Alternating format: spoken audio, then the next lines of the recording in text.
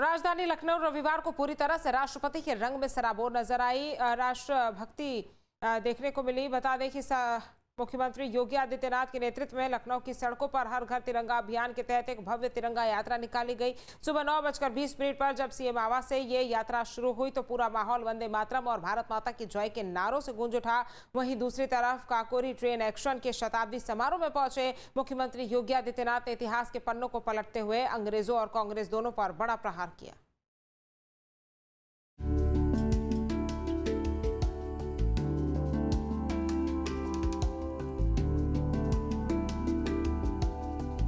देश की आन बान और शान का प्रतीक हमारा तिरंगा।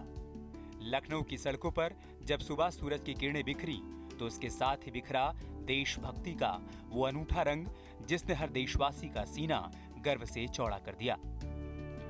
मुख्यमंत्री योगी आदित्यनाथ के नेतृत्व में रविवार की सुबह ठीक 9:20 पर हर घर तिरंगा अभियान का शंखनाद हुआ। हमारा युवा प्रतिभाशाली है, हमारा युवा ऊर्जा का प्रतीक है, हमारा युवा देश की हर चुनौती का सामना करने की सामर्थ्य रखता है और उस सामर्थ्य के प्रतीक इस युवा ऊर्जा को आगे बढ़ने के लिए एक उचित प्लेटफॉर्म प्राप्त हो। वो अपने परंपरागत पाठ्यक्रम के साथ साथ देश और समाज की उन चुनौतियों का भी सामना करने के लिए अपने आप को तैयार कर सके।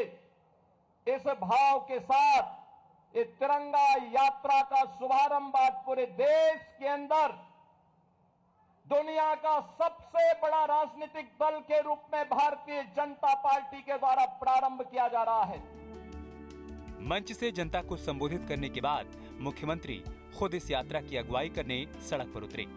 सीएम ने साफ कहा कि तिरंगा हमारे वीर सपूतों और अमर शहीदों के बलिदान का प्रतीक है और हर नागरिक को 17 अगस्त तक चलने वाले इस अभियान में बढ़ चढ़कर हिस्सा लेना चाहिए।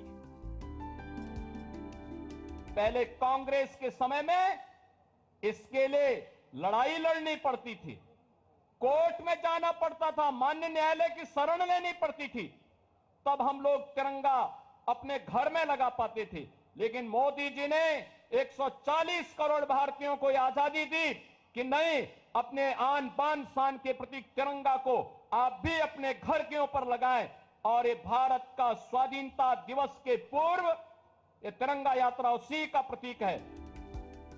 महज 30 मिनट के भीतर इस यात्रा ने मुख्यमंत्री आवास से विधान भवन तक का 2 किलोमीटर का सफर तय किया। इस यात्रा की सबसे खूबसूरत तस्वीर तब दिखी जब स्कूली बच्चे हाथों में 101 फीट लंबा विशाल तिरंगा लेकर विधानसभा पहुंचे।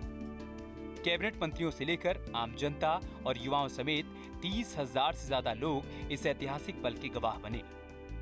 तिरंगा यात्रा के बाद सीएम योगी काकोरी ट्रेन एक्शन की 101वीं वर्षगांठ के मौके पर आयोजित समारोह में पहुंचे और यहां सीएम योगी ने ब्रिटिश हुकूमत और इतिहासकारों को आड़े हाथों लिया।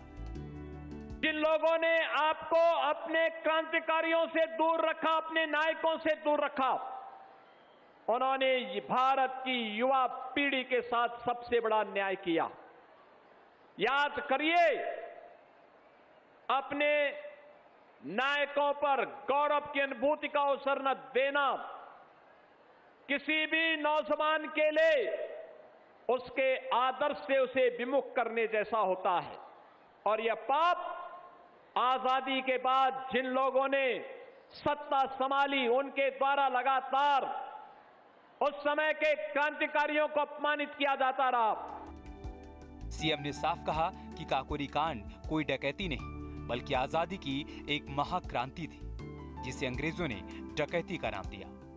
यही नहीं, सीएम योगी ने इतिहास का जिक्र करते हुए कांग्रेस पर निशाना भी साधा। हमारे खिलाफ होने वाले षड्यंत्र, ये षड्यंत्र आज इसका एक तीसरा माध्यम भी सोशल मीडिया का प्लेटफॉर्म हो गया है। जितनी भी भारत विरोधी ताकतें हैं उनके द्वारा इस प्लेटफॉर्म का दुरुपयोग करते हुए भारत के खिलाफ अफवाह पैदा करना, दुरुपयोग करना और उस षड्यंत्र के माध्यम से समाज को गुमराह करने की स्थिति पैदा करने का कुत्सित प्रयास भी हो रहा है।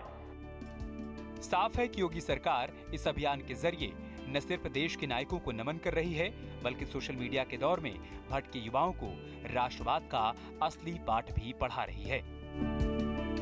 Team news state.